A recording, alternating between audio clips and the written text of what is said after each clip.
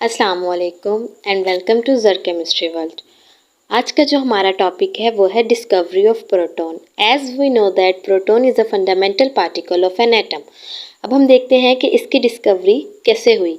इसमें भी जब हम लोगों ने जैसे कि लास्ट वीडियो लेक्चर में देखा कि एक डिस्चार्ज ट्यूब ली गई थी और उसके अंदर कैथोड रेज को ऑब्जर्व किया गया था, तो साइंटिस्ट ने ये ऑब्जर्व किया कि इसमें सिर्फ कैथोड रेज नहीं होती, कुछ और रेज भी होती हैं जो कि मूव डाउन कर रही होती हैं, जो ड्यूरिंग रिएक्शन हो रही होती हैं।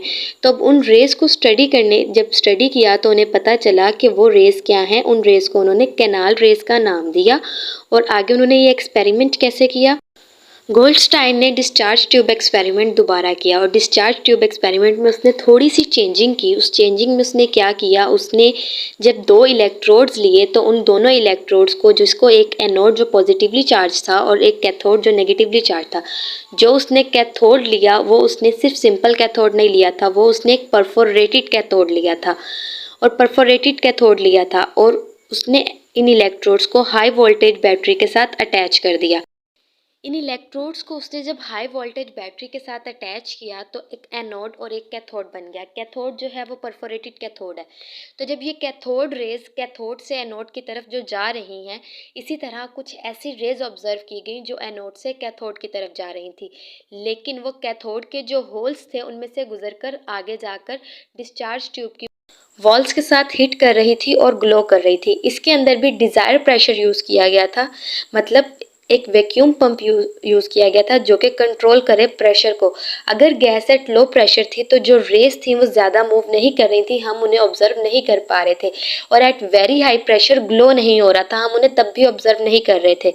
तो वैक्यूम पंप इसलिए यूज़ किया ताकि हम लोग एक डिज़ायर प्रेशर पे अपना एक्सपेरिमेंट जो है वो डन कर सकें और इन रेस को ऑब्जर्व कर सकें। अब ये रेस जो हैं वो एनोड से कैथोड की तरफ जा रही हैं, लेकिन क्या उसे कहते हैं, ये कैथोड से गुजरकर डिस्चार्ज ट्यूब की वॉल पर हिट कर कर ग्लो हो रही हैं, लेकिन ये रेज जो हैं वो एनोड से नहीं बन रही। ठीक है, ऑपोजिट टू कैथोड रेज हैं और इन रेज को उन्होंने नाम दिया कैनाल रेज। ये था एक ओवरव्यू डिस्कवरी ऑफ प्रोटॉन का। इसके बाद ये कंस्ट्रक्शन आप कह लें उसकी थोड़ी बहुत, या आप ऐसे कह सकते हैं कि ये एक ओवरव्यू था discovery of proton. In 1886 Goldstein एक साइंटिस्ट था जिन्होंने ये एक्सपेरिमेंट किया था, डिस्चार्ज ट्यूब एक्सपेरिमेंट उन्होंने दोबारा किया था फॉर डिस्कवरी ऑफ प्रोटॉन। इसमें उसने क्या देखा था, उसने देखा था कि कैथोड रेज के अलावा भी कुछ ऐसी रेज हैं जो सेम टाइम में प्रोड्यूस हो रही हैं। किसके अंदर? डिस्चार्ज ट्यूब के अंदर। उसने जब ये ऑब्जर्व किया तो उसने इस एक्सपेरिमेंट पर बहुत ज़्यादा काम करना स्टार्ट कर दिया। जब उसने ये देखा कि डिस्चार्ज ट्यूब के अंदर कुछ और रेज भी प्रोड्यूस हो रही हैं, बट वो क्या है, वो इन ऑपोजिट डायरेक्शन है। वो रेज जो हैं वो कैथोड रेज के ऑपोजिट डायरेक्शन में पाई जाती हैं। यानी कि अगर कैथोड रेज कैथोड से एनोड की तरफ जा रही हैं तो ये रेज जो हैं वो एनोड से कैथोड की तरफ जाएंगी। अब जब ये एनोड से कैथोड की तरफ जा रही हैं तो ये परफोरेटेड कैथोड के होल्स से गुजरती जाएंगी और सामने जाकर डिस्चार्ज ट्यूब की वॉल के साथ हिट करेंगी। यानी कि ये जो परफोरेटेड कैथोड के कैनाल्स में से गुजर रही हैं तो इन्हें परफोरेटेड के होल्स में से जो गुजर रही हैं तो उसकी बेस पर इन्हें नाम दिया गया कैनाल रेज का। इसे हम डिस्कवरी ऑफ कैनाल रेज भी कह सकते हैं। Now we discuss about the properties.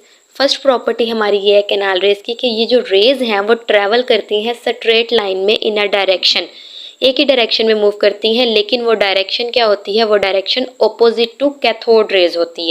The second property is that their deflection in electric and magnetic field. इन रेज का जो डिफ्लेक्शन होगा इलेक्ट्रिक फील्ड में या मैग्नेटिक फील्ड में, वो शो करता है कि इन रेज के ऊपर पॉजिटिव चार्ज है, यानी कि ये जो रेज हैं वो पॉजिटिवली चार्ज हैं।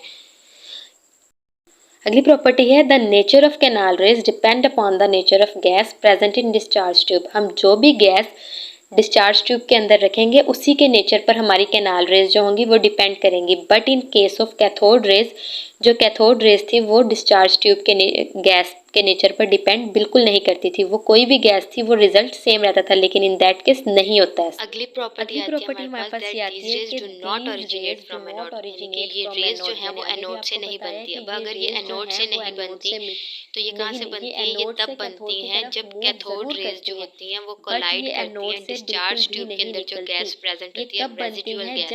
उसके साथ जब कैथोड रेज कोलाइड करती हैं तो आयनाइजेशन होती है। उस आयनाइजेशन के नतीजे में जो है वो हमारे पास क्या बनती है? कैनाल रेज कोलाइड करेंगी और आयनाइजेशन होगी, तब ये रेज जो है वो कोलाइड बनेगी। अब इस आयनाइजेशन के नतीजे में जो कैनाल रेज हैं वो बन रही हैं, यानी कि वो एनोड से कैथोड की तरफ मूव कर रही हैं, बट वो एनोड से नहीं बन रही। उसके बाद आती है इसकी E/M रेशो। E/M रेशो जो है वो डिपेंड करती है मोलर मैस पे, वो मैस पे डिपेंड नहीं करती, और ये गैस टू गैस वेरी करती है। और E/M रेशो जो है वो डिक्रीज होती है जैसे जैसे मोलर मैस जो होता है वो इंक्रीज होता है, यानी कि E/M रेशो जो है वो इन्वर्सली रिलेट है किसके साथ? मोलर मैस के साथ। अगर एक चीज़ बढ़ेगी तो एक चीज़ जो है वो हमारे पास डिक्रीज होगी। और इन कैनाल रेस को उन्होंने क्या नाम दिया? उन्होंने प्रोटॉन का नाम दिया। इन पार्टिकल्स को उन्होंने प्रोटॉन का नाम दिया कि ये भी रेज नहीं है, ये भी पार्टिकल्स हैं और पॉजिटिवली चार्ज पार्टिकल्स हैं।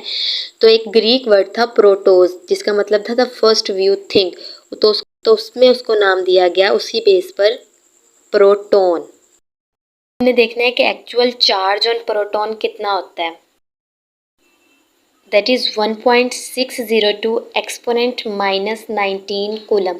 इसको हम ऐसे भी पढ़ सकते हैं 1.602 इंटू 10 रेज़ की पावर माइनस 19 कूलम। इसके बाद इस पे रिलेटिव चार्ज ऑफ प्रोटॉन कितना होता है? वो होता है +1।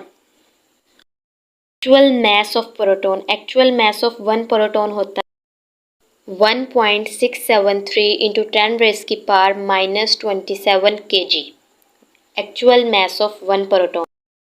चार्ज टू मैस रेशियो जो होती है वो प्रोटॉन की ऑलमोस्ट कितनी होती है? +9.57 इंटू 10 रेज़ की power 7 coulomb per kg। Thank you. If you like it, please subscribe my channel and press the bell icon for never miss an update.